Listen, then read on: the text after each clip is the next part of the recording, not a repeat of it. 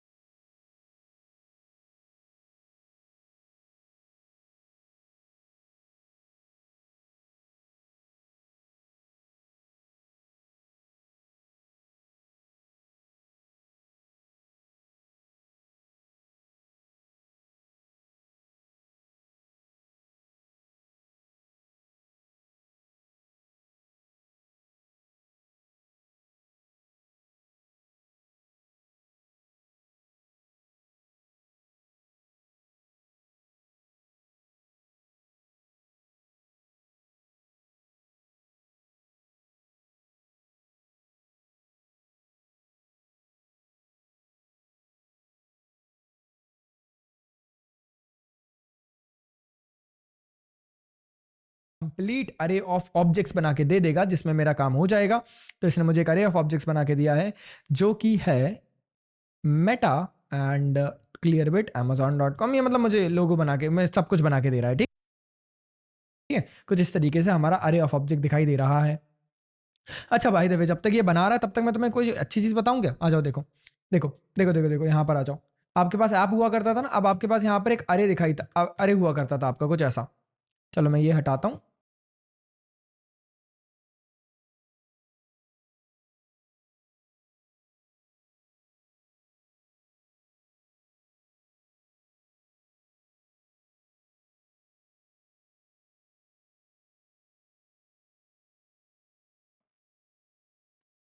जब तक वो बना रहा है तब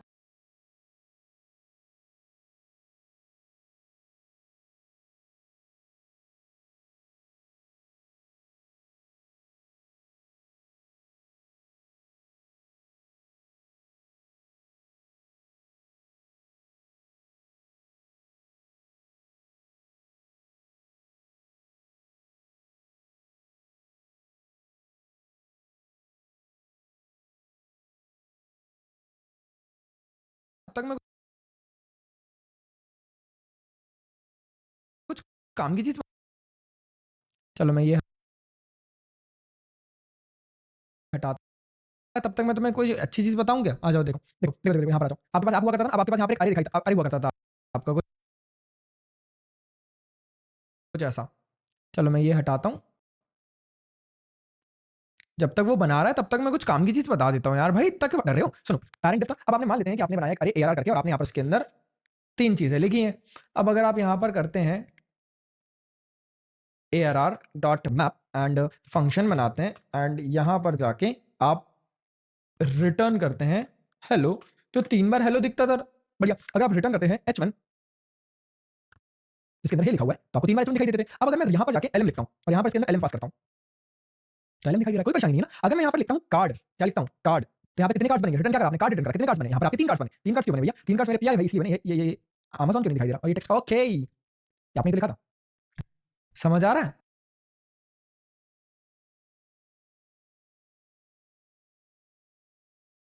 तीन कार्ड्स बन गए, समझ आ रहा है ना? यहाँ पर अगर मैं यूजर लिखता, कौन सा यूजर? कंपोनेंट्स वाला यूजर। यूजर के अंदर आपने क्या लिखा था? props.name। अगर यहाँ पर जाके आप लिखते सिर्फ सार्थक, तो कितने कार्ड्स बनते? यूजर कार्ड 3 कार्ड्स बनते। 3 दिख रहा है ना यहाँ पे अपने को। और डेटा वेटा पास करना चाहो तो डेटा भी पास कर सकते थे, कोई परेशानी नहीं। कैसे पास करते? यहाँ पर जाके आप लिखते नेम, एंड नेम में पास करते थे LM, तो तीनों के अंदर नेम पास हो गया। यहाँ पे प्रॉप्स के अंदर रिसीव कर लिया, पास करते। यहाँ पर जाके आप लिखते नेम, एंड नेम में पास कर देते LM, तो तीनों के अंदर नेम पास हो गया। यहाँ पे प्रॉप्स के अंदर रिसीव कर लिया, लॉग करके देखो प्रॉप्स के अंदर क्या आ रहा है। तो प्रॉप्स के अंदर आपको ऑब्जेक्ट मिल रहा है, नेम जिसकी वैल्यू है 10, दूसरे वाले में 10 की जगह 20, फिर है 30। तो यहाँ जाके मैं लिख देता हूँ सार्थक एंड इसके आगे प्रॉप्स डॉट नेम। अभी सिर्फ एग्जांपल दे रहा हूँ, इसलिए परेशान मत होना, है ना। तो यहाँ पर आपको आई होप समझ आ रहा है भाई, है ना?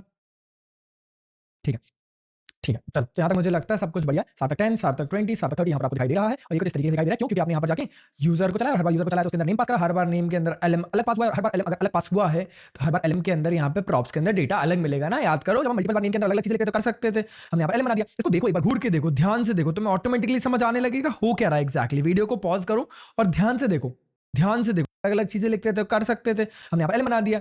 इसको देखो, एक बार घूर के देखो, पास हुआ है तो हर बार LM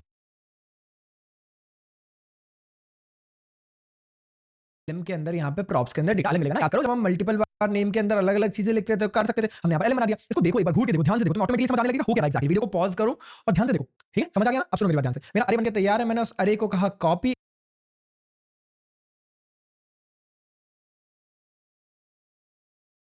एंड यहाँ पर आके इसको मैं हटाता हूँ और मैं यहाँ पर जाके अपने अरे को कर देता हूँ पेस्ट,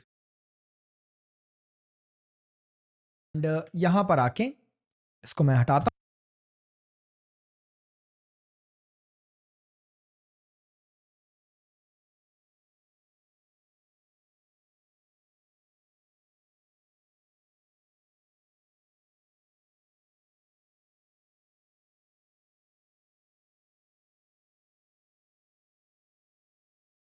हूँ और मैं यहाँ पर जाके अपने अरे को कर देता हूँ पेस्ट। अब ये अरे जो है वो काफी बड़ा अरे है, जॉब ओपनिंग्स करके मैं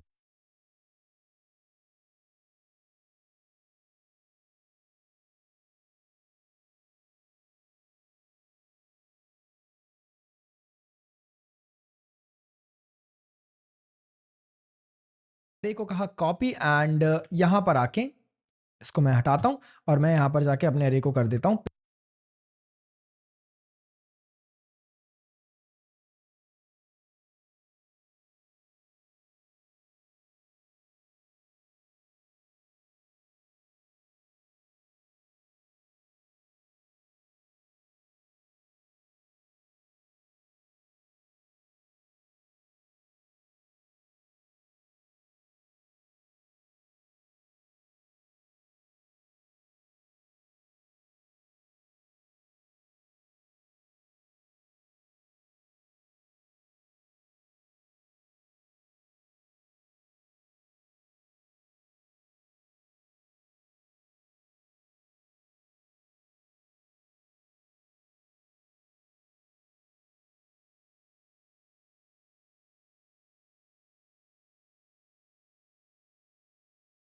पेस्ट। अब ये अरे जो है वो काफी बड़ा अरे है, जॉब ओपनिंग्स करके मेरे अरे का नाम है। अगर मैं लॉग करके देखूंगा मेरे जॉब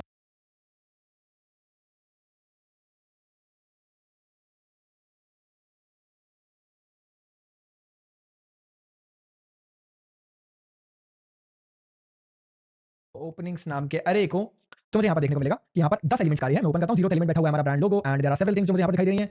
और एक और बढ़िया, एक और बढ़िया, काफी अच्छी तरीके से काम किया, मतलब बहुत बढ़िया, बेहतरीन है ना। अब करना क्या है, आप यहाँ पर लिखते हैं जॉब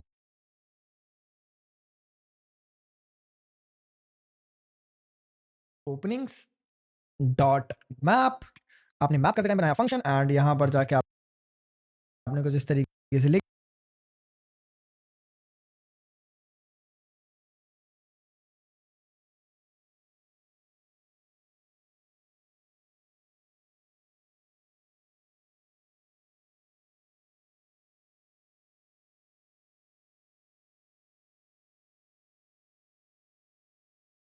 दिया। आपने कहा रिटर्न कर दो एक H1 जिसके अंदर लिखा है हे। तो यहां पर आपके सामने 10 H1 बन के तैयार खड़े हैं। भैया दिखाई नहीं दे रहे हैं, ये यहां पर खड़े हुए हैं। अगर आप इनको कलर वाइट देते तो शायद आपको दिखाई देते कि आपके 10 H1 बन चुके हैं। 10 क्यों बने? क्योंकि 10 बार लूप चला, क्योंकि 10 एलिमेंट का था इसलिए 10 बार लूप चला, तो 10 एलिमेंट्स बनके तैयार हो गए। समझ आया ना? 10 एलिमेंट्स का अरे था तो काम हो गया अपना। ये दिखाई दे रहा है। अगर मैं यहां पर जाके लिखता एलएम, और अब एलएम को प्रिंट नहीं कर सकते। अगर आप कहो ना कि भैया मैं यहां पर एलएम को प्रिंट करूं तो एरर आएगी। देखो आएगी एरर। क्या एरर आ रही है? एरर ये कह रही है कि ऑब्जेक्ट को आप प्रिंट नहीं कर सकते भाई एज अ चाइल्ड। ऑब्जेक्ट क्या एरर आ रही है? एरर अगर आप कहो ना कि भैया मैं यहाँ पर एलएम को प्रिंट करूँ तो एरर आएगी। देखो आएगी एरर। क्या एरर आ रही है? एरर ये कह रही है कि ऑब्जेक्ट को आप प्रिंट नहीं कर सकते भाई एज अ चाइल्ड। ऑब्जेक्ट को आप एज अ चाइल्ड प्रिंट नहीं कर सकते। Object are not valid as a React child. तो क्या करना है भैया इसके लिए हमको? आपको कुछ नहीं करना। एलएम मत लिखो ना, एलएम डॉट आप कुछ और लिख दो। एलएम डॉट आप लिख दो पे, तो आपको सबका पे आउट दिखने लगेगा। किसी का $70, किसी का $90, कुछ इस तरीके से आपको सबका पे आउट दिखाई देने लगेगा। सिंपल है। अगर आप लिखते हो एलएम डॉट कंपनी नेम, तो सारी कंपनी दिखाई दे रही है, Meta, Amazon, Apple, Netflix, Google, Microsoft, IBM, Tesla, Nvidia and Oracle. समझ आया क्या हुआ यहाँ पे? अच्छा भाई ये कंपनी इसलिए लगाई है मैंने ताकि भाई आप लोग कुछ इन कंपनीज के लिए अप्लाई करो यार। मतलब अप्लाई तो इनको ही करना है अपने को, तो इसके लिए पढ़ाई भी अच्छे लेवल पे करनी है। तो वीडियो लास्ट तक जरूर देखना ताकि रिएक्ट आ जाए, है ना? तो यहाँ पर कुछ इस तरीके से आपने चीज़ों को लिखा है, मुझे नहीं लगता कोई परेशानी होगी। अब हमको करना क्या है? अब हमको यहाँ पर जाके इसमें कंपनी का नेम अकेला पास थोड़ी करना है, मुझे तो यहाँ पर पूरा का पूरा कार्ड पास करना है जी। हाँ जी, कार्ड यहाँ पर मैंने कर दिया पास। तो अब मैंने जब कार्ड पास करा और यहाँ पर जाके मैंने ये हटा दिया, तो मेरे कितने कार्ड्स बन जाएंगे? 10 कार्ड्स बन जाएंगे। कितने कार्ड्स बन गए? 10 कार्ड्स बन गए। भैया वो तो इतना गंदा दिख रहा है, लेकिन देखने में हाँ गंदा तो दिखेगा। तो अच्छा कैसे बनेगा? अच्छा ऐसे बनेगा कि आप यहाँ पर CSS में जाएंगे और पैरेंट को देंगे फ्लेक्स रैप, इससे कि आपका चाइल्ड रैप हो जाएगा ढंग से। ये मैंने बताया था पिछले वाले में। एंड अगर आप ध्यान से देखेंगे तो it's looking like this. And एक चीज़ और कर लेना, पूछो क्या? इसको हाइट मत देना। अगर आप ध्यान से देखेंगे तो चाइल्ड रैप हो जाएगा ढंग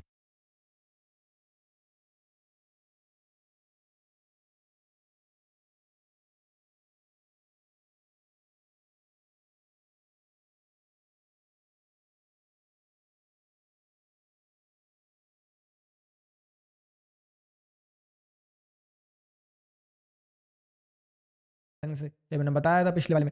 एंड अगर आप ध्यान से देखेंगे तो it's looking like this. And एक चीज़ और कर लेना, पूछो क्या? इसको हाइट मत देना। दिस। एंड एक चीज़ और कर लेना, पूछो क्या? इसको हाइट मत देना।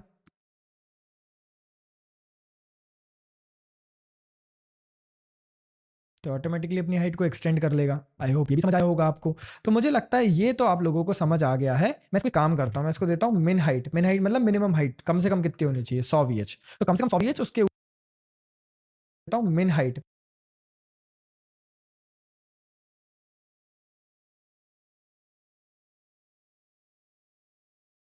मिन हाइट मतलब मिनिमम हाइट कम से कम कितनी होनी चाहिए? 100 VH। तो कम से कम 100 VH, उसके ऊपर जा रहा है तो जाने दो। तो ये कुछ ऐसा दिखाई दे रहा है। आपके सारे कार्ड्स आई होप बन के तैयार हो चुके होंगे और आपको समझ आ गया होगा कि ये एग्जैक्टली कैसे बना है। अब क्या करना है? कार्ड्स तो बन गए, लेकिन डेटा सबके अंदर अलग अलग पास करना है। तो डेटा सबके अंदर अलग अलग कैसे पास होगा? तो यहाँ पर जब आपने इनको बनाया तो यहाँ पर पास कर दो। आप यहाँ पर जाके पास कर दो, लेट सपोज कंपनी, और कंपनी के अंदर आपने यहाँ पर पास करा एलएम डॉट कंपनी नेम।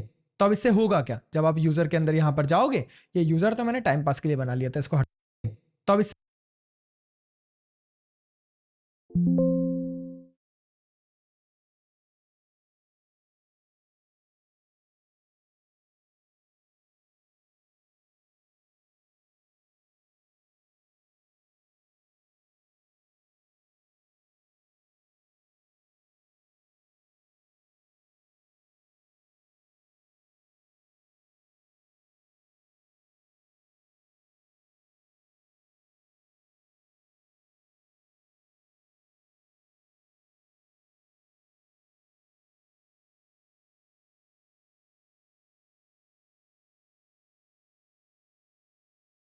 से होगा क्या? जब आप यूजर के अंदर यहाँ पर जाओगे, ये यूजर तो मैंने टाइम पास के लिए बना लिया था, इसको हटा देता हूँ।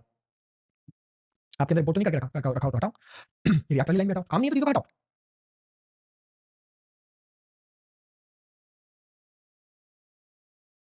रखा हो तो हटाओ। रिएक्ट वाली लाइन में हटाओ, काम नहीं है तो चीज़ों को हटाओ। अगर ध्यान से देखोगे तो कंपनी नेम पास कर दिया मैंने कार्ड के अंदर, एंड अगर मैं इसको, अगर ध्यान से देखोगे तो कंपनी नेम पास कर दिया है मैंने कार्ड के अंदर,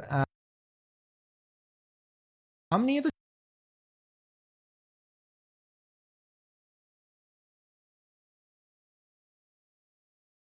चीज़ों को हटाओ। अगर ध्यान से देखोगे तो कंपनी नेम पास कर दिया मैंने कार्ड के अंदर, एंड अगर मैं इसको लॉग करके देखूंगा किसको, प्रॉप्स को, तो प्रॉप्स क्या है, सबसे पहले तो एरर मिलेगी, प्रॉप्स को यहाँ पे रिसीव करना पड़ेगा कुछ इस तरीके से। अब तो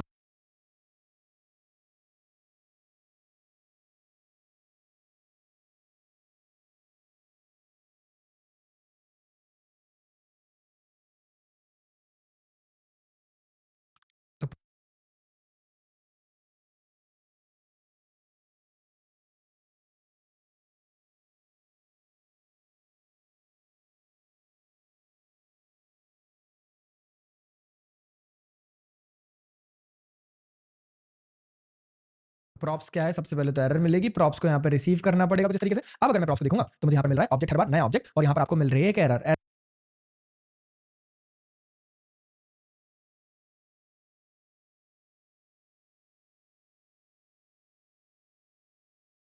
इसलिए आ रही है क्योंकि आपने की प्रॉप पास नहीं करा है। तो यहाँ पर आप कंपनी देख सकते हैं और आप कंपनी का नाम देख सकते हैं। आई होप ये भी समझ आ रहा होगा। अब अगर ये समझ आ रहा है तो एक काम और करते हैं, पूछो क्या, यहाँ पर जाके हम props dot company name print करके देखते हैं।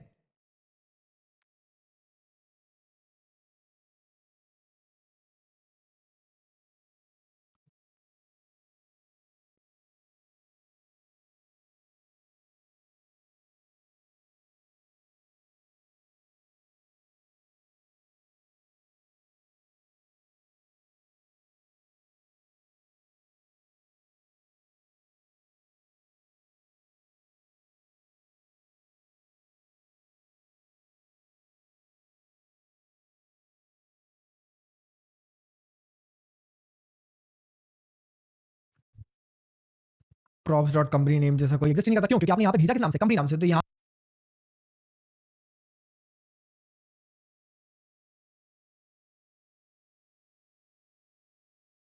पे किस नाम से जानेंगे, कंपनी नाम से।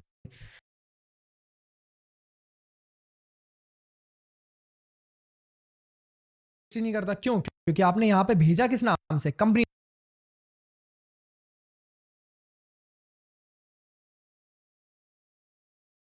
नाम से। तो यहाँ पे किस नाम से जानेंगे, कंपनी नाम से। तो कंपनी नेम नाम से नहीं जानेंगे, कंपनी नाम से जानेंगे ना। तो कंपनी यहाँ पे मिल रही है। अब आप क्या कर लो, यहाँ पर जाके अमेजॉन की जगह यहाँ पे लिख दो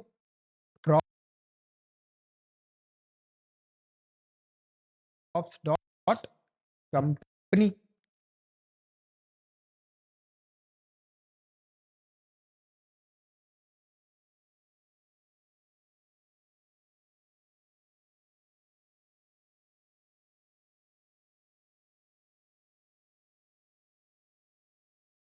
तो आपको हर बार अलग कंपनी दिखाई दे रही है। देखो, मेटा, amazon, एप्पल, नेटफ्लिक्स, सब जगह अलग कंपनी दिखाई दे रही है। अच्छा, सेम गोज विथ, यहाँ पर मैंने एक और प्रॉपर्टी देखी थी, उसका नाम था डेट पोस्टेड पोस्ट। तो मैं यहाँ पर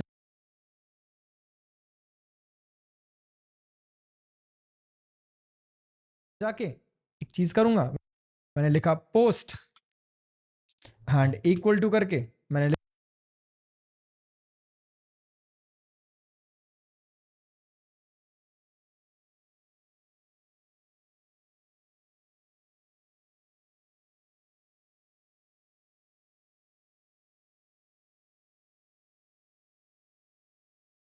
लिखा lm डॉट पोस्ट, एंड यहाँ पर जाके जब मैं रिसीव कर रहा हूँ चीजों को, तो यहाँ पर इसमें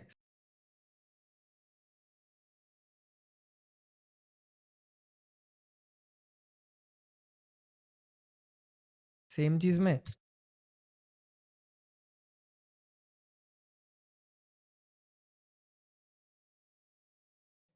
मैंने लिखा lm डॉट पोस्ट।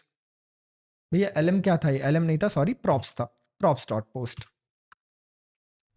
इसको बंद कर लेना। तो सबकी पोस्ट अलग अलग दिखाई दे रही है, जैसे कि Netflix front end developer, Amazon back end developer, Apple iOS developer, तो इस तरीके से सबकी दिखाई दे रही है हमको शायद। और आपको समझ आ रहा होगा यहाँ पे क्या हुआ एक्चुअली, है ना। तो इस तरीके से दिखाई दे रहा है। अब यहाँ तक तो सब कुछ बढ़िया चल रहा है। अब क्या किया भैया आपने, मैंने फंक्शन चलाया, यहाँ पर पास किया और यहाँ पर रिसीव कर लिया। इस काम तो खुद ही करना है। अब सबसे बात अगली चीज जो है वो ये है कि मुझे चाहिए टैग 1 और टैग 2। चलो, तो यहाँ पर जाके मैंने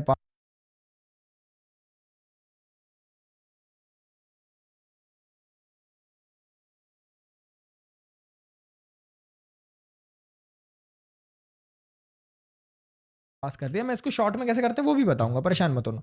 टैग 1 बनाया हमने, यहाँ पर जाके lm डॉट टैग 1 एंड मैंने बनाया tag 2।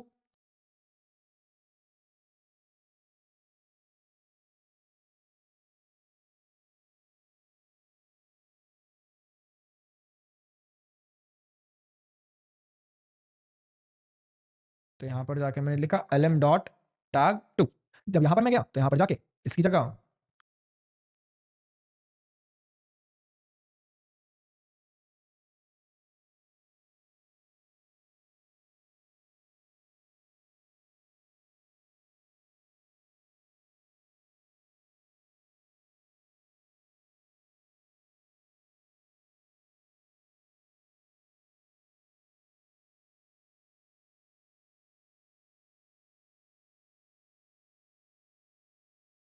props dot tag 1 and इसको मैंने कॉपी करा, इसको मैंने पेस्ट करा, यहाँ पे लिखा props डॉट टैग 2। सबका टैग लगा रहा है, इसका फुल टाइम और जूनियर डेवलपर इसका फुल टाइम और मिड लेवल डेवलपर इसका पार्ट टाइम और सीनियर लेवल डेवलपर इसका फुल टाइम इसका सीनियर लेवल सबका अलग लगा रहा है, सबका अलग लगा रहा है। ज्यादातर का फुल टाइम है क्योंकि पार्ट टाइम कोई देता नहीं है, लेकिन अपन अपने हिसाब से चेंज भी कर सकते हैं, ठीक है।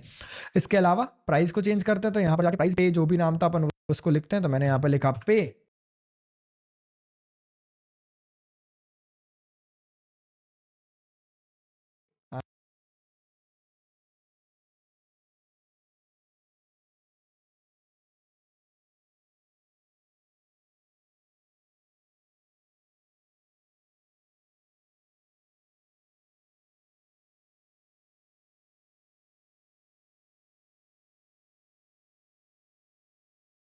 एंड एलएम डॉट पे। साथ में मैंने काम और कर लिया, मैंने यहाँ पे brand logo is equal to LM dot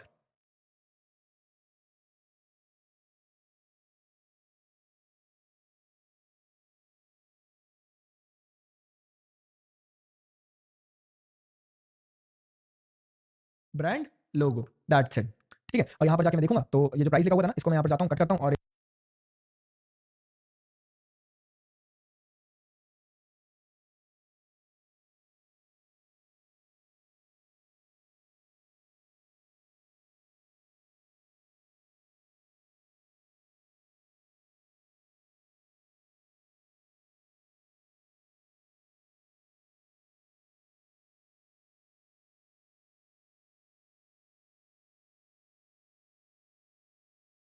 यहाँ पर जाके मैं लिखता हूँ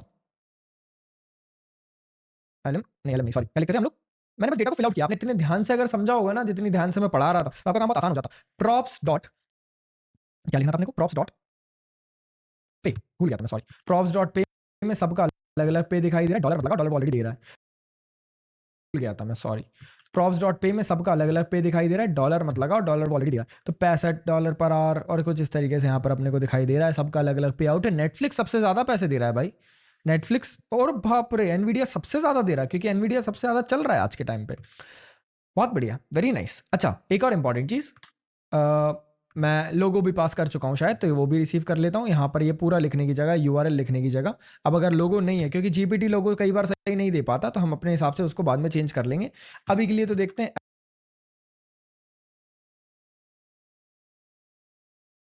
एलएम डॉट ब्रांड लोगो। ओके, एलएम कुछ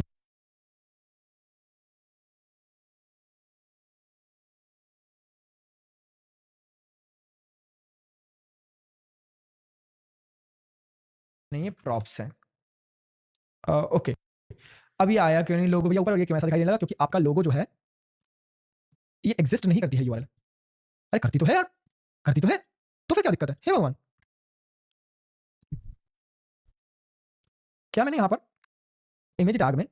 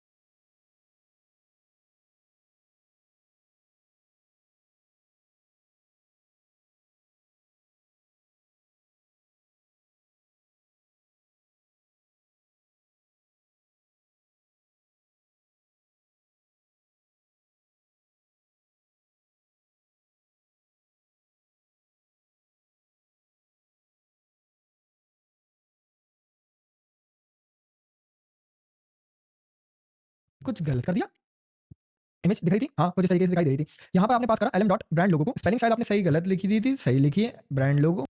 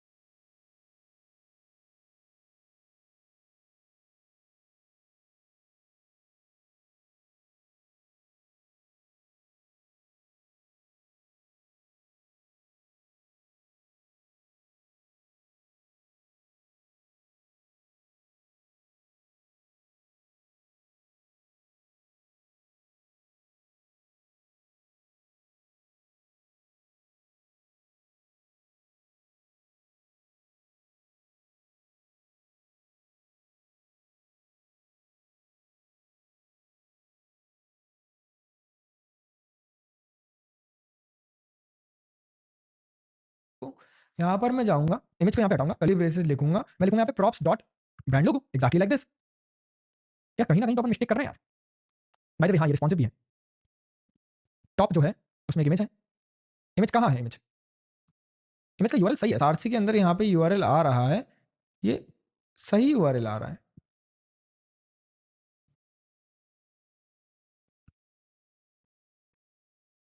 यार सही तो यूआरएल आ रहा है, फिर क्या दिक्कत है? और एएलटी भी अच्छा, चलो इमेज नहीं दिख रही, समझ आ रहा है, लेकिन एएलटी तो आऊंगा, इसलिए मैं पहले बता दे रहा हूँ। मैंने यहाँ पे लिखा डेट पोस्टेड,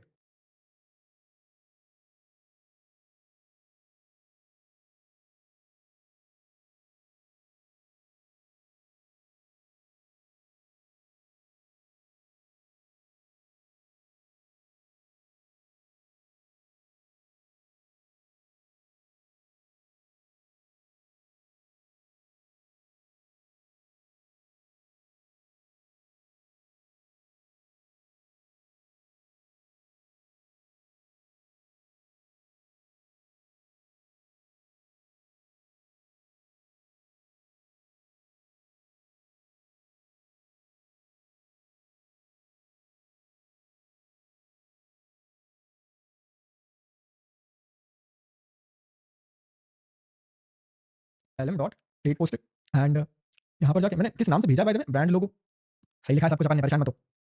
यहाँ पे जाके props dot date posted, and यहाँ पर आपको सबकी अलग अलग डेट, जैसे 5 दिन पहले, 2 हफ्ते पहले, 3 हफ्ते पहले, 10 दिन पहले, सब दिखाई दे रहा है ना। अब ये तो फिक्स हो गया। अब जल्दी से देखते हैं कि वहाँ पर हमारे को एरर क्यों मिल रही थी, यहाँ पर हमको हमारा लोगो क्यों नहीं दिखाई दे रहा। तो मैं बस एक छोटी सी चीज ट्राई करना चाहता हूँ, मैं तो ऐसे फिगर आउट करता हूँ। अमेज़न लोगो हटने वाले लोगों को कर दिया पेस्ट। अब अगर मैं ध्यान से देखूंगा तो पहले आके जो भी आपको कंपनी अच्छी लगी 2 मिनट लगेंगे, मैं करके आप चाहो तो बता भी दूंगा, लेकिन वो यार फिर टाइम वेस्ट हो जाएगा। ऑब्जेक्ट्स नीचे सोर्स कोड मिल जाएगा आपको, तो आप ऑफ ऑब्जेक्ट ठीक है। तो मैं हाथों की मेहनत से मैंने गूगल देखने, जैसे कि अगर आप देखो है या नहीं, ये दिखाई दे रहा है आपको, रेट दिखाई दे रहा है आपको, फोटो तो प्रैक्टिस करना है भाई, ये आपकी जिम्मेदारी है। जिम्मेदारी क्या, जिम्मेदारी समझते हो क्या होता है? वैसे ही सेम, ठीक है। अब यहाँ पर आ रही एरर, क्या बोल रही है? एरर आ रही है, ये कह रही है कि की प्रॉप्स मिसिंग है। तो ये की प्रॉप्स क्या होता है एग्जैक्टली? तो देखो, हर एक मिसिंग है, तो भैया की प्रॉप्स क्या होता है एग्जैक्टली? तो देखो, हर एक एलिमेंट को जिसको आपने मैप किया, क्या किया है? मैप। तो यहां पर जाकर मैं क्या कर रहा हूं, मैं जॉब ओपनिंग्स को मैप कर रहा हूं। तो यहां पे मैंने इतने सारे कार्ड बना लिए। अब रिएक्ट को नहीं पता कि ये सारे कार्ड्स अलग अलग हैं। आपने जब मैप करना, तो आपने सबको एक साथ में यहां पे मैप कर दिया, तो रिएक्ट को लगा कि सब एक जैसे हैं। रिएक्ट को चाहिए कि वो हर एक बंदे को डिफरेंशिएट कर सके। समझ आ रहा है?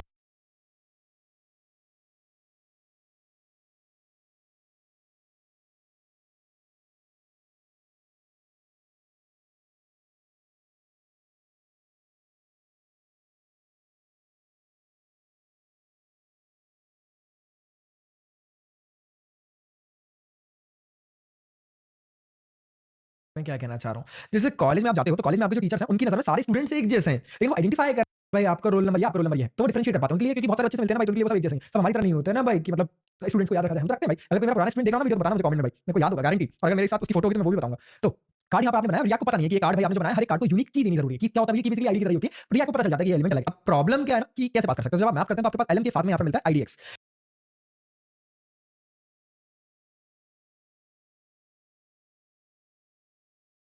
बेसिकली एलएम क्या करता है, एलिमेंट का काम करता है। तो पहली बार जब लूप चला था ना, तो ये एलएम था, ये एलएम था पहली बार जब लूप चला था। दूसरी बार जब लूप चला था तो ये एलएम था। तीसरी बार जब लूप चला था तो ये एलएम था। कुछ इस तरीके से। वैसे ही सेम एलएम के बगल में आपको मिलता है इंडेक्स के लिए, तो यहाँ पर आप कुछ भी लिख सकते हैं। मैंने आईडीएक्स लिख दिया, आईडीएक्स लिखना, आईडीएक्स लिख लो। मतलब नहीं लिखना अच्छा नहीं लगेगा, लेकिन आप यहाँ पर जाकर इंडेक्स का काम करेगा ये। अब पहली चीज एलिमेंट का काम करिए, दूसरी चीज इंडेक्स का काम करिए। अब जब मैं यहाँ पर जाकर इसको लिखूंगा, या चलो लिखना छोड़ो, प्रिंट करके देखूंगा कंसोल पर, इसको आईडीएक्स को, जॉब ओपनिंग्स को हटाओ, आईडीएक्स को प्रिंट करो। तो देखो आपको क्या मिला। आपको यहाँ पे 0 से लेकर गिनती मिली 9 तक की, क्यों? क्योंकि 10 एलिमेंट्स तक गिनती 0 से शुरू हो रही थी, तो 9 तक जाएगी। दैट्स सिंपल लॉजिक है, एरर नहीं है, वार्निंग है टेक्निकल। बाय द वे हमारी वेबसाइट ठीक-ठाक लेवल पे रिस्पॉन्सिव है, मतलब ऑल्दो इतनी अच्छी भी नहीं है कि इसको आप बहुत अच्छे से अच्छे लेवल पे रिस्पॉन्सिव बोल पाएं, बट ठीक-ठाक तो भाई अच्छी लगे तो। हाँ, नहीं तो यार ठीक है, तो कुछ ऐसा दिखाई दे रहा है। अब मुझे यहाँ पर की पास करनी है, तो यहाँ पर जाके मैं की लिखूंगा,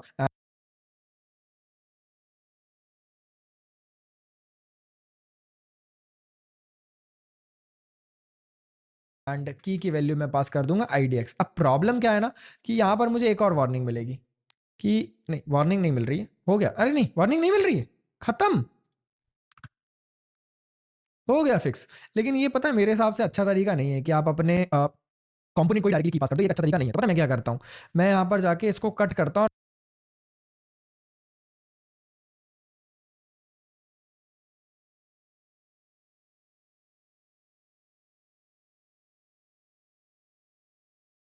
और मैं इसको एक डिव के अंदर बना, तो ये एक अच्छा तरीका नहीं है। तो पता है मैं क्या करता हूँ, मैं यहाँ पर जाके इसको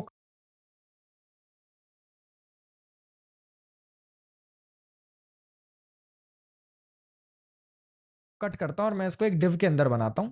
आप भी बना लेना एक डिव के अंदर ये, और इस डिव को मैं की पास कर देता हूं। इससे क्या हो जाता है भैया, इससे हर एक एलिमेंट यूनिक भी बन जाता है और सबको की भी पास हो जाती है। तो अब देखो आपका कार्ड कुछ ऐसा दिखाई दे रहा है, ये कार्ड है, यहां पर आपने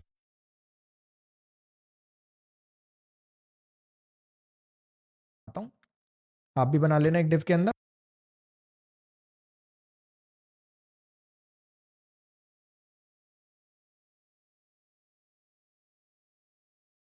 मैं यहां पर जाके इसको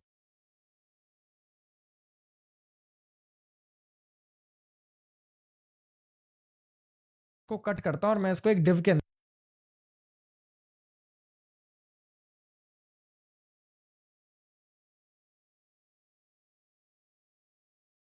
बनाता हूं। आप भी बना लेना एक डिव के अंदर ये, और इस डिव को मैं की पास कर देता हूं। इससे क्या हो जाता है भैया, इससे हर एक एलिमेंट यूनिक भी बन जाता है और सबको की भी पास हो जाती है। तो अब देखो आपका कार्ड कुछ ऐसा दिखाई दे रहा है, ये कार्ड है, यहाँ पर आपने बनाया एंड कंसोल करने की अब जरूरत नहीं है। हर एक कार्ड को यूनिक आइडेंटिटी मिल चुकी है, अब आपको मेंशन करने की भी जरूरत नहीं है, वो दिखता भी नहीं है आपको एलिमेंट पैनल पे, वो रिएक्ट के अंडरस्टैंडिंग के लिए होता है। देखो कितने सारे डिप्स बने हुए अपने पास, कितने सारे कार्ड्स बने हुए, लेकिन कहीं भी आपको दिख रहा है कि 1 2 3 नहीं दिखाई दे रहा। तो बस आसान भाषा में हर एक एलिमेंट को रिएक्ट यूनिकली आइडेंटिफाई कर पाए, इसके लिए की पास करनी होती है। तो मैंने यहाँ पे की पास कर दिया, हर एक बंदे को की मिल चुकी है। तो हमारा ये प्रोजेक्ट बन के तैयार है दोस्तों, with the help of components, with the help of props. तो आई होप आपको ये समझ आया होगा। मैं इसको गिटहब पे अपलोड कर रहा हूं, तो जरूर इसको एक बार ट्राई करो, बना के देखो एंड बस बना लो यार, मुझे बहुत अच्छा लगेगा अगर आप ये बनाते हैं तो। और इसको लिंक्डइन पे या फिर एक्स पे अपलोड करना, लिख देना कि भैया प्रोजेक्ट डन, और प्रॉप्स प्रोजेक्ट डन जो भी आप लिखना चाहो लिख सकते हो, आपके लिए अचीवमेंट होगा ना बिल्कुल। तो जरूर इसको ट्राई करना, और बढ़िया प्रोजेक्ट है, जल्दी से इसको बनाओ और फिर बढ़ो आगे। चलो लेट्स गो। ऑलराइट, तो अब समझने चलते हैं CSS। अब पहला सवाल तो ये है कि CSS में एग्जैक्टली कितनी तरह की CSS हम लोग पढ़ने वाले हैं।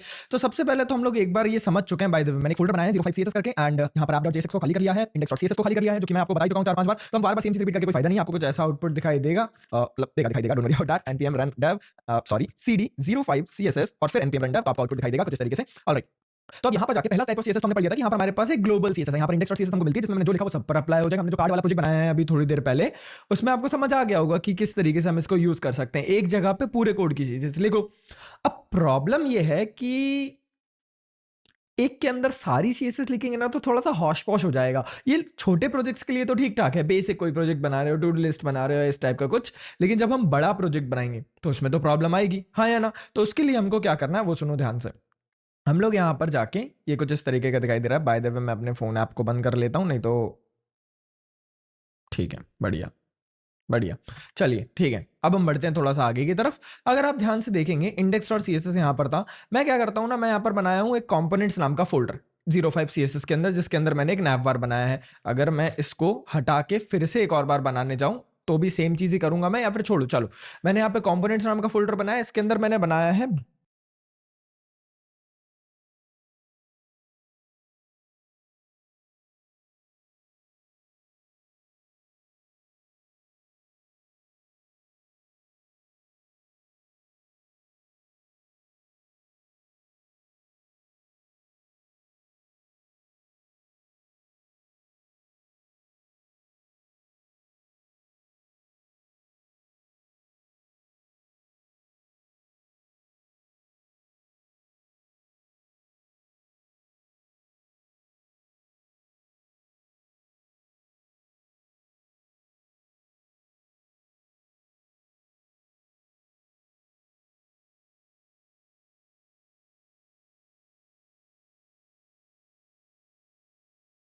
Button dot J.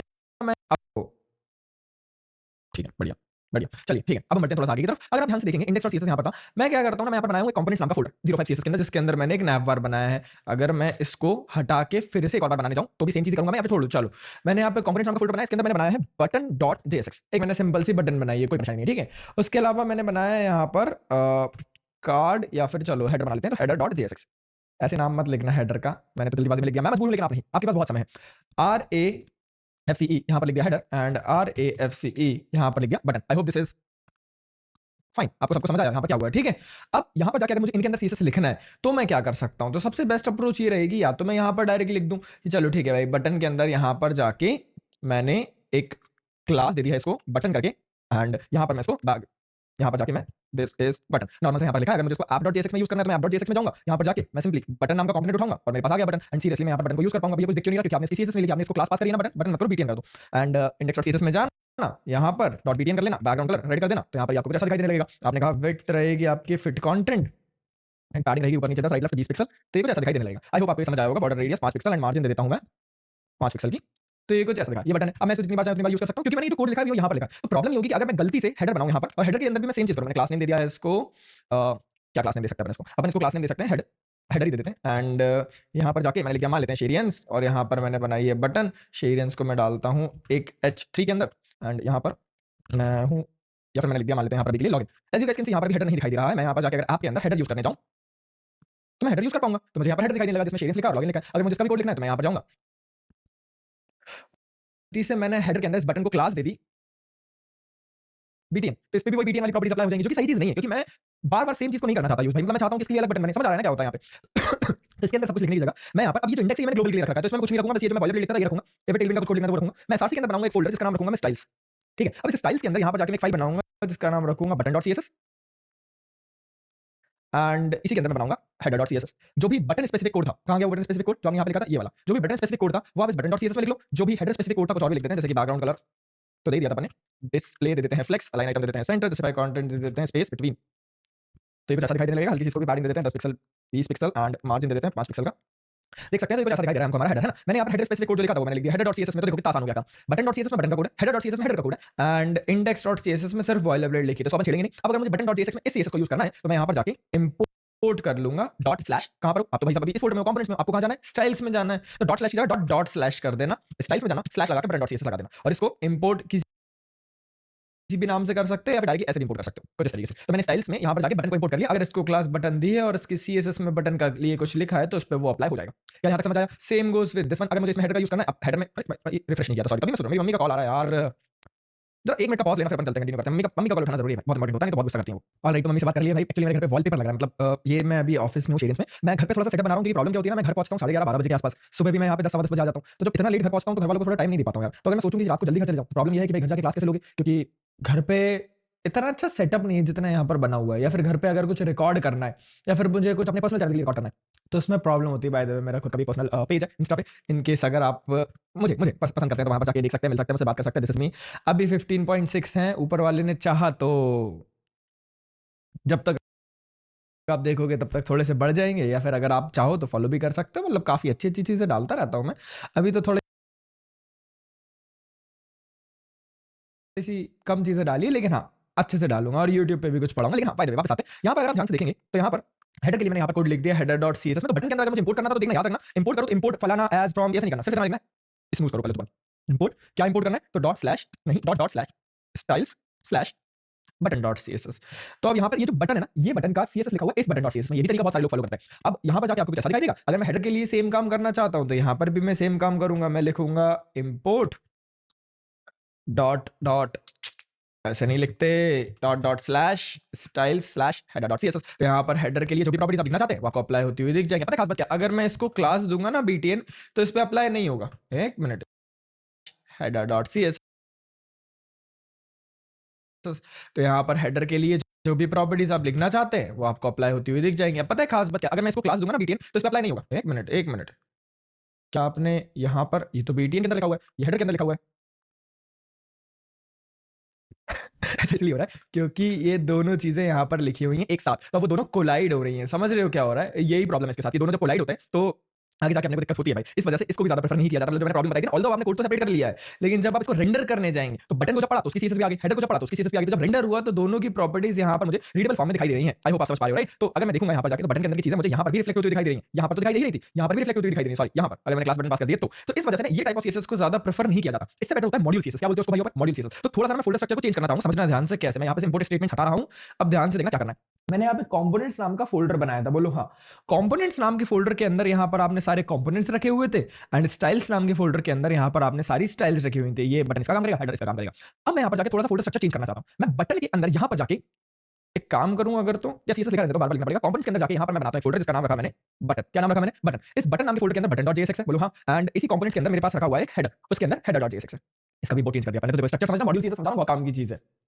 कंपोनेंट्स के अंदर यहाँ पर आपके पास कंपोनेंट्स रखे हुए हैं, बटन नाम का फोल्डर है, हेडर नाम का फोल्डर है, बटन के अंदर बटन है, हेडर के अंदर हेडर है। आई होप आपको ये समझ आया होगा किस तरीके से काम कर रहा है। अब इसके अलावा अगर मैं आपको ध्यान से समझाऊं तो style.css जो यहाँ पर आपको दिखाई दे रहा है, style.css में मुझे button.css दिख रहा है, तो मैं इसको यहाँ रखने की जगह यहाँ रखूंगा और इसका नाम button.css की जगह मैं लिखूंगा button.module.css।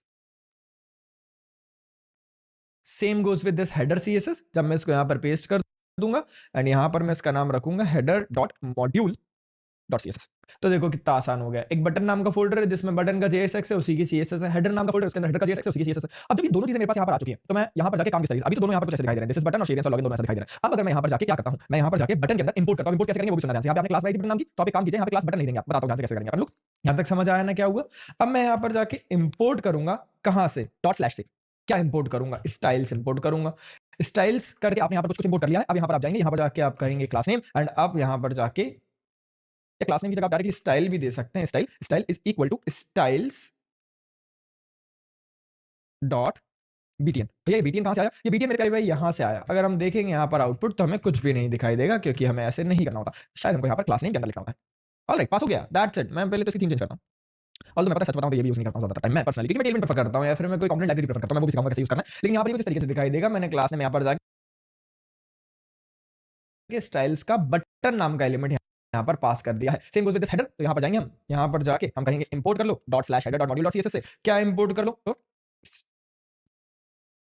अरे यार कैपिटल क्यों जाता है, स्टाइल्स इंपोर्ट कर लो और जब यहाँ पे क्लास नेम लिखने जाओ तो यहाँ पर लिखना स्टाइल्स डॉट हेडर। क्या यहाँ तक समझ आया। तो दोनों चीजें हमको यहाँ पर दिखाई देने लगी हैं। अगर इस बटन के अंदर अगर मैं यहाँ पर जाके क्लास नेम के अंदर लिखने जाऊंगा ना स्टाइल्स डॉट बीटीएन, तो इस पे काम नहीं करेगा। क्यों नहीं कर रहा काम, क्योंकि अब ये स्टाइल्स के अंदर जाके देखेगा कोई क्लास बनी हुई है क्या, अगर क्लास बनी होगी तो उसको जाके पास कर देगा। बहुत सिंपल है, मतलब मैं समझ रहा हूँ, थोड़ा सा कंफ्यूज हो रहे हो लेकिन सुनो मेरी बात सुनो। बटन रखा हुआ था हमारे पास यहाँ पे, ये चीज पता है इनिशियली मेरे को भी कंफ्यूज करती थी, बस एक बार क्लिक होने की देरी है। ये जो बटन रखी हुई है ना, मैंने यहाँ पर जाके बटन की जो CSS थी उसी फोल्डर के अंदर रखी, यानी कि हम यहाँ पर क्या कर रहे हैं, यहाँ पर हम एक साथ में कुछ इस तरीके से चीजों को लिख रहे हैं। बटन रख लिया, हेडर रख लिया, बटन यहाँ पर दिख रही है, हेडर यहाँ पर दिख रहा है। क्या यहाँ तक समझ आया। अब ये जब यहाँ पर मुझे दिखाई दे रहा है, उसके बाद मैंने यहाँ पर जाके क्या कहा, मैंने यहाँ पर जाके कहा बटन को मैं इंपोर्ट करूंगा पहले तो मैं उसकी CSS को, और जब मुझे कोई क्लास लिखनी होगी तो मैं styles.btn करके यहाँ पर लिख दूंगा। तो होगा क्या, इसके अंदर की क्लास यहाँ पर मैं इजीली एक्सेस कर styles.btn करके यहाँ पर लिख दूंगा। तो होगा क्या, इसके अंदर की क्लास यहाँ पर मैं इजीली एक्सेस कर पाऊंगा। तो यहाँ पर जो भी क्लास है मैं उसको एक्सेस कर पाऊंगा। अगर मान लेते हैं मैंने हेडर बनाया है ना, हेडर के अंदर भी सेम स्टाइल्स करके इंपोर्ट कर स्टाइल्स.header। मुझे यहाँ पर स्टाइल्स.btn पास करना है क्योंकि यहाँ पर ऐसी कोई क्लास एग्जिस्ट नहीं करती। अगर आप इसको इंस्पेक्ट करेंगे और अगर आप यहाँ पर जाकर देखेंगे तो देखो क्लास का नाम किस तरीके से आ रहा है। देखो जब मैं इसकी क्लास देखने जाऊंगा तो देखो इसका नाम कैसे आया, _btn, और यहाँ पर कुछ यहाँ पर आपको दिखाई दे रहा है। और अगर आप देखने जाएंगे तो आपको पढ़ने में भी कुछ समझ नहीं आएगा। समझ आ रहा है ना, क्योंकि ऐसा हम बहुत सारी वेबसाइट्स में देखते हैं कि वहाँ पर क्लासेस का नाम पता नहीं क्या लिखा हुआ, मिल ही नहीं रहा। तो आप अपना कोड थोड़ा सा ज्यादा इनकैप्सुलेटेड रख सकते हैं, थोड़ा सा बचा के रख सकते हैं, लोगों को समझना इस तरीके से रख सकते हैं। तो यहाँ पर आप देखेंगे तो जैसा बटन पे कुछ पास नहीं हुआ, इस वाली बीटीएन पे पास हुआ था, हेडर पे पास हुआ था, लेकिन इस बटन पे पास नहीं हुआ। अगर आप इस पे पास करना चाहते हैं तो बना लीजिए। लेट्स सपोज मैंने यहाँ पर जाके .btn बनाया, बैकग्राउंड कलर मैंने यहाँ पर जाके दे दिया येलो, तो आपको इसका बैकग्राउंड कलर येलो दिखाई देने लगा। क्यों दिखाई देने लगा, क्योंकि अब इस पे भी क्लास पास हो गई है। पहले नहीं थी क्लास पास, यहाँ पर नहीं बनाया था तो नहीं दिखाई दे रहा था। तो ये module.css का बेनिफिट है कि आप अगर मान लेते हैं यहाँ पर हर एक फीचर के लिए, हर एक कार्ड के लिए, हर एक कंपोनेंट के लिए अलग से CSS लिख सकते हैं, उसकी सारी प्रॉपर्टीज कुछ तरीके से लिख सकते हैं। एक्सेस करवाना चाहो तो एक्सेस करवा सकते हैं। जैसे मुझे इस पे पास करना है, मैंने क्लास नेम लिखा, मैंने लिखा स्टाइल्स डॉट लोगो करके मैंने लिख दिया एंड यहाँ पर जाके मैं हेडर के अंदर जाके कहूंगा कि जो डॉट लोगो है उसको मैं देना चाहता हूँ टेक्स्ट डेकोरेशन अंडरलाइन। तो देखो इसके नीचे मुझे अंडरलाइन दिखाई देने लगा, पहले नहीं दिखाई दे रहा था, अब दिखाई देने लगा। अगर मैं यहाँ पर जाके इसको पास नहीं करता तो नहीं दिखाई देता, मैंने पास किया है तो दिखाई दे रहा है। समझ आ रहा है ना। इससे आपकी CSS काफी सेपरेटेड होती है। जैसे बटन की CSS यहाँ लिखी हुई है, हेडर का CSS ये लिखा हुआ है।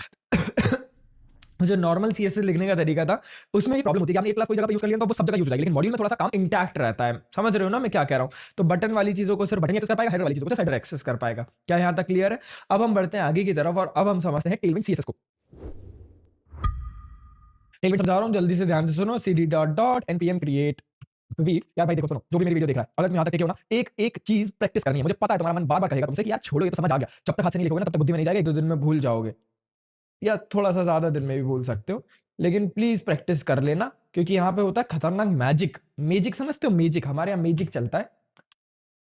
ठीक है, तो यानी यहाँ जाके लिखा CD। आजकल तो मैजिक भी नहीं चल रही भाई, आजकल तो चल रही है टिर्री। और टिर्री वालों पे जो भयंकर गुस्सा आती है, मतलब ऐसा पकड़ के मारो ये टिर्री। ये तुम्हारे यहाँ चलती होगी ना ये टिर्री। इतनी ज्यादा घटिया चीज बनाई है जिसने भी बनाई भाई, इतनी घटिया चीज बनाई है टिर्री। मैं क्या बात, मतलब यार क्या बना दिया ये, क्यों बना दिया। और एक तो भाई इतने बेकार हैं हमारे भोपाल के ड्राइवर, कहीं भी लेके घुस जाएंगे, कोई इसमें गाड़ी में इनको कोई टेंशन है?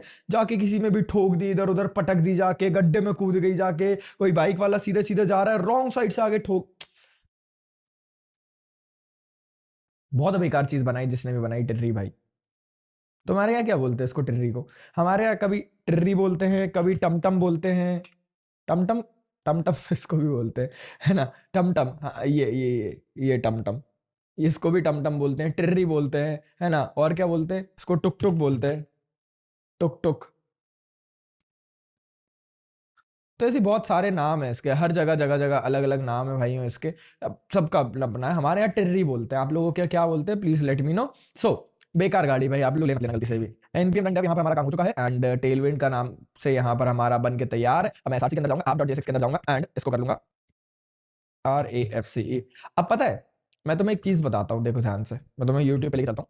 आज से लगभग लगभग, भाई तो मेरी फीड थोड़ी सी खराब है भाई, तो उसको देख के इग्नोर करना। Share scoring school react search करता हूँ मैं, एंड एनालिसिस नहीं बता रहा हूँ मैं। अरे रिएक्ट की वीडियो तो मेरी ऊपर ही आ गई होगी ना, हाँ ये तो है, ठीक है। इस वीडियो में मैंने पढ़ाया था टेलविंड सीएसएस के बारे में, ठीक है। ये देखो एडिंग टेलविंड सीएसएस, यहाँ पे मैं टेलविंड सीएसएस लगाना सिखा रहा हूँ। प्रॉब्लम पता है, प्रॉब्लम है लोगों के दिमाग में। क्या प्रॉब्लम है? क्योंकि टेलविंड सीएसएस को अगर आप ध्यान से जाके देखेंगे, it is a first of all it is a component based library. अब कंपोनेंट बेस्ड लाइब्रेरी में नहीं कहेंगे इसको, हम sorry for that, it is a utility first library, it is a utility first library, not a component library. Component library अलग होती है, उसमें कंपोनेंट बन के मिलते हैं, वो भी बताऊंगा मैं आगे जाके, लेकिन ये है यूटिलिटी फर्स्ट लाइब्रेरी। अब जब मैंने ये चीज पढ़ाई थी इस वाली वीडियो में, तब चल रहा था टेलविंड का 3.7 वर्जन, अभी चल रहा है टेलविंड का 4.1 वर्जन। तो लोगों को इतनी ज्यादा, अगर आपको वही वर्जन यूज करना है ना, तो आप यहाँ पर जाइए, यहाँ पर जाके आप वर्जन को चेंज कर सकते हैं, यहाँ पर जाकर इजीली 3.4.7 करके कर सकते हैं चेंज।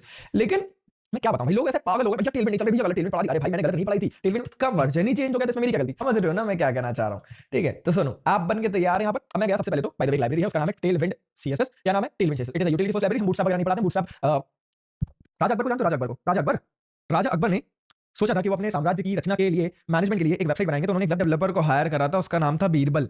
तो जब उन्होंने इस चीज को बनाया, तो उन्होंने इस वेबसाइट को बनाया सबसे पहले तो ये। तो राजा अकबर के टाइम पे वेबसाइट चलती थी ना, वो तो मैं डायरेक्ट मोड चालू इसलिए थोड़ी बेटर लग रही है, नहीं तो इतनी भयंकर गंदी लगती है, इतनी भयंकर ये। तो राजा अकबर के टाइम चलती थी ऐसी वेबसाइट्स। तो वो लोग जब वेबसाइट्स बनाते थे ना, तो वहां पर वो लोग यूज करते, तो राजा अकबर के टाइम चलती थी ऐसी वेबसाइट्स।